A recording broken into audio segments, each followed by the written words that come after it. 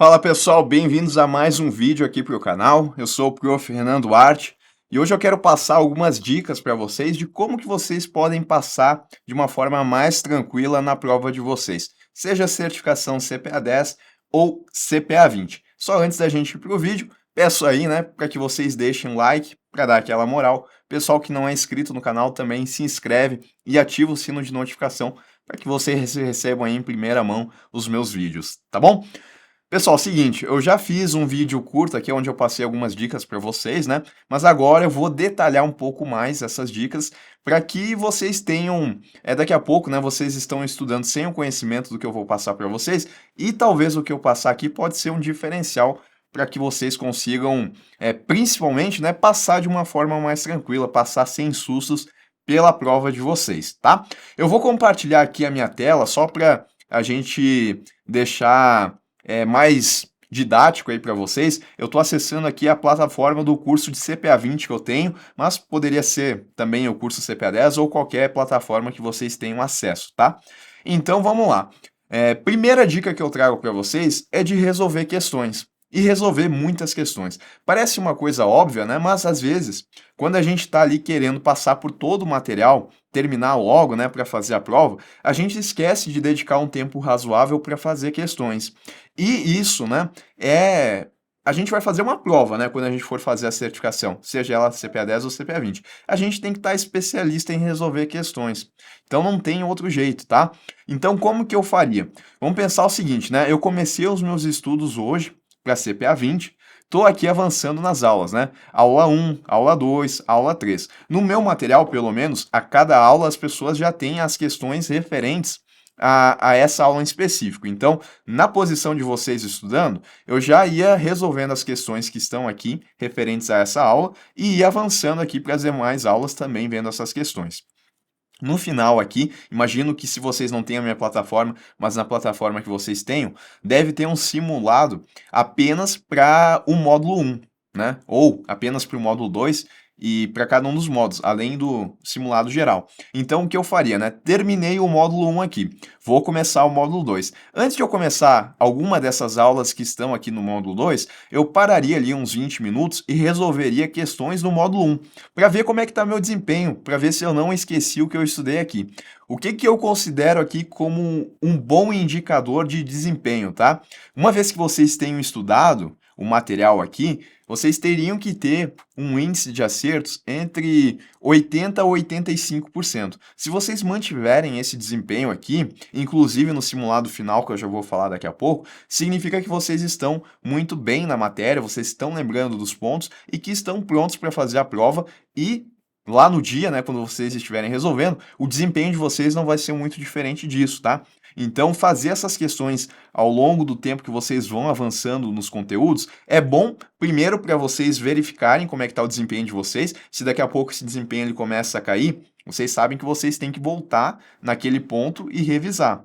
E ainda também é bom porque vocês vão estar revisando o conteúdo que foi visto, né? Vocês vão mantendo esse conteúdo na memória de vocês até que chegue na prova. É melhor a gente demorar um pouquinho mais para avançar e terminar todo o conteúdo do que a gente tentar apenas passar pelas aulas, né? E chegar no final e aí tentar resolver os simulados e perceber que o desempenho não está tão bom ou pior seria, né, chegar até o final e ir fazer a prova direto. E aí pode acontecer o que acontece com muitas pessoas, né, porque o índice de reprovação em CPA 10 e CPA 20 ele é muito alto, justamente porque as pessoas elas não se preparam adequadamente durante esse tempo. Então, às vezes é melhor deixar ali umas 2 semanas, 2, 3 semanas a mais para a data da prova e avançar de uma maneira consistente nos conteúdos e assim, né, conseguir a sua aprovação do que daqui a pouco tentar passar tudo de uma vez. Aproveitando esse ponto aqui de revisão, uma outra dica que eu trago para vocês, tá? Façam o seguinte também.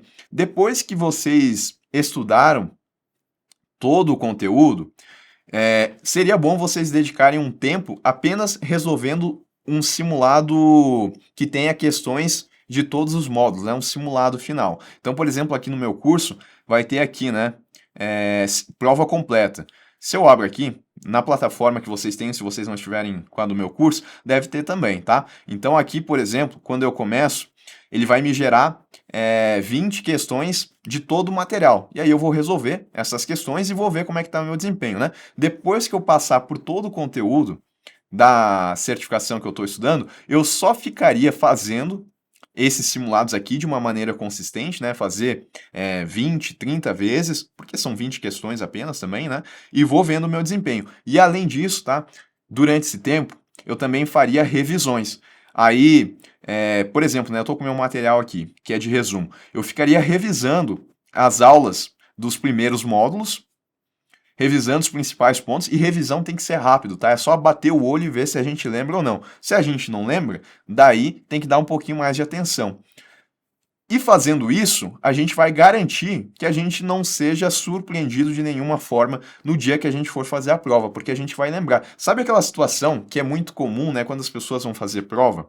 De que chegou no dia e bateu aquele branco que a pessoa não está lembrando, ela sabe que ela estudou, mas ela não está conseguindo trazer aquilo na memória. Isso não vai acontecer se durante a preparação de vocês estiverem fazendo justamente isso que eu coloquei para vocês, revisando e fazendo questões. Além de que quando vocês estiveram estudando, vocês também estavam fazendo revisão. E eu estou falando isso por experiência própria, né? Eu já passei pela CPA 10, CPA 20, e, além disso, né, eu também tenho uma carreira em concursos públicos. Hoje eu sou auditor do TCU, tive que fazer uma prova que tinha, assim, muito conteúdo. Então, fazer revisões e fazer questão foi fundamental para que eu conseguisse a minha aprovação.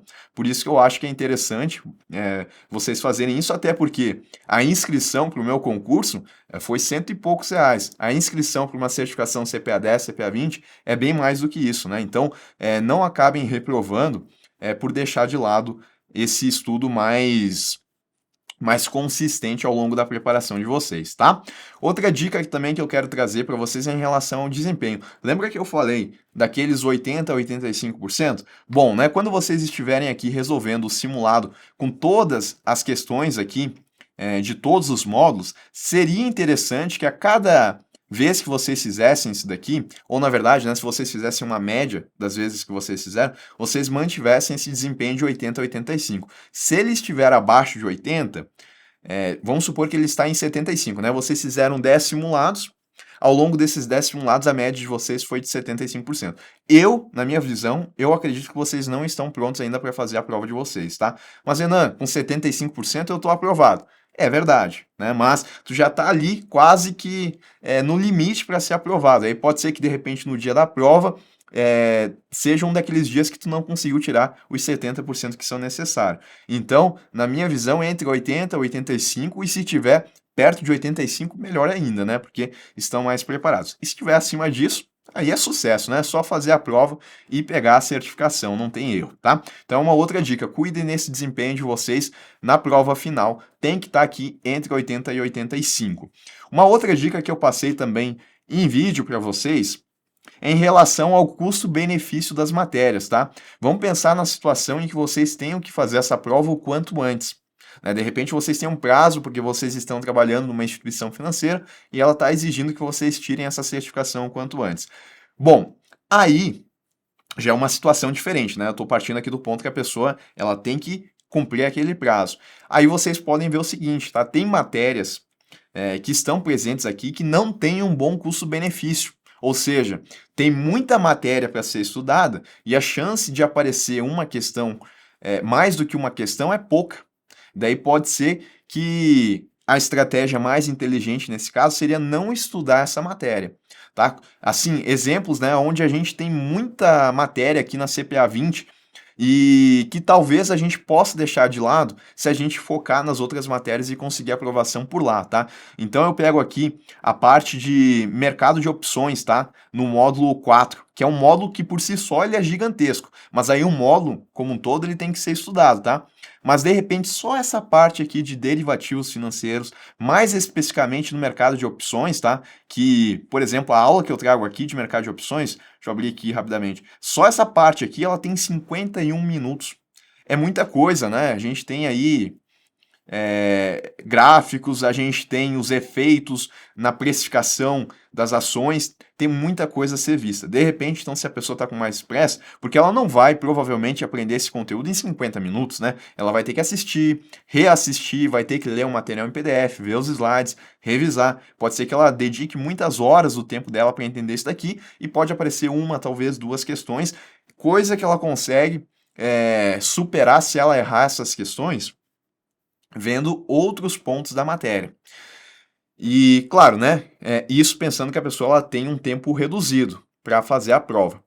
Agora, aproveitando essa deixa aí, né, de não fazer, de não estudar uma matéria, pode acontecer que lá no dia da prova tenha uma questão em específico que caiu e mesmo vocês fazendo tudo que eu coloquei aqui, vocês não lembram, vocês não conseguem chegar na resposta. Tá? A Ambima mudou a forma dela de cobrar um ponto específico e está diferente do que vocês viram.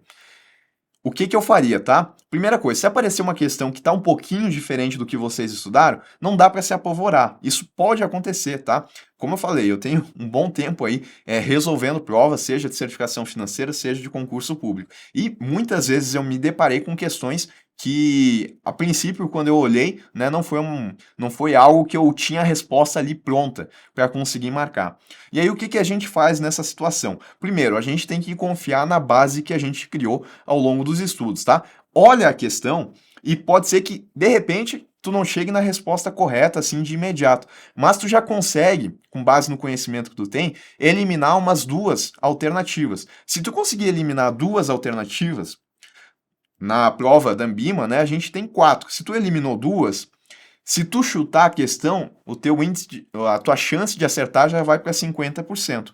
Né? Diferente que se tu ficar apavorado e tentar marcar qualquer uma, a tua chance de acertar vai ser 25. Então tu já dobrou as tuas chances, porque assim, é quase que certo que duas alternativas você consegue eliminar, porque geralmente duas alternativas que aparecem lá, ou elas são restritivas, né? Nunca pode fazer isso, ou então sempre pode fazer isso, ou em hipótese nenhuma, ou é indispensável, ou é algo assim que é muito absoluto. Né? Alternativas que geralmente estão certas, elas deixam as coisas em aberto. Ah, isso pode ser feito dessa forma, pode ser feito daquilo ali. Geralmente as respostas são assim. Além disso, a resposta correta, ela também é uma alternativa que está mais completa.